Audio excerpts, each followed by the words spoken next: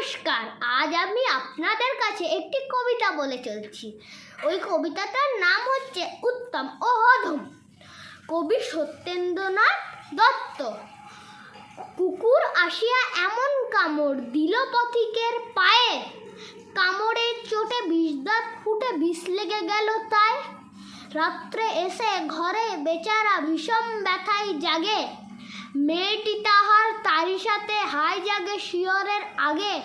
বাপেরে সে বলে ভৎসনাথ ছলে কপালে রাখিয়া হাত, তুমি কেন বাবা ছেড়ে দিলে তারে, তোমার কি নাই দাঁত।